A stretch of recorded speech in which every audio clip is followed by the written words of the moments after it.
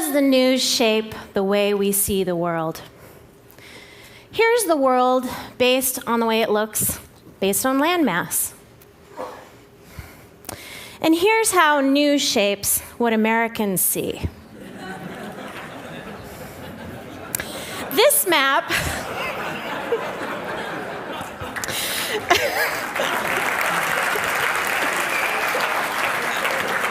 This map shows the number of seconds that American network and cable news organizations dedicated to news stories by country in February of 2007, just 1 year ago. Now, this was a month when North Korea agreed to dismantle its nuclear facilities. There was massive flooding in Indonesia. And in Paris, the IPCC released its study confirming man's impact on global warming. The US accounted for 79% of total news coverage.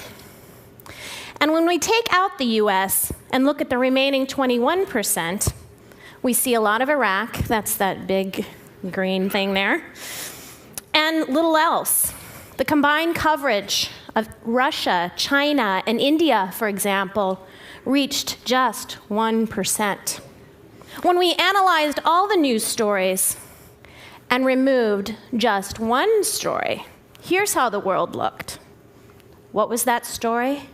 The death of Anna Nicole Smith. This story eclipsed every country except Iraq and received 10 times the coverage of the IPCC report. And this cycle continues. As we all know, Brittany has loomed pretty large lately. So why don't we hear more about the world? One reason is that news networks have reduced the number of their foreign bureaus by half. Aside from one-person ABC mini bureaus in Nairobi, New Delhi, and Mumbai, there are no network news bureaus in all of Africa, India, or South America, places that are home to more than 2 billion people. The reality is that covering Brittany is cheaper. And this lack of global coverage is all the more disturbing when we see where people go for news. Local TV news looms large, and unfortunately only dedicates 12% of its coverage to international news. And what about the web? The most popular news sites don't do much better. Last year, Pew and the Columbia J School analyzed the 14,000 stories that appeared on Google News' front page, and they in fact covered the same 24 news events.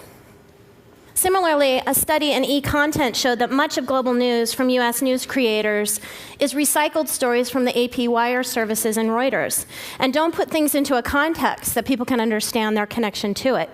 So, if you put it all together, this could help explain why today's college graduates, as well as less educated Americans, know less about the world than their counterparts did 20 years ago.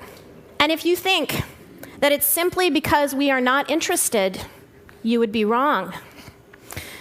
In recent years, Americans who say they closely follow global news most of the time grew to over 50%.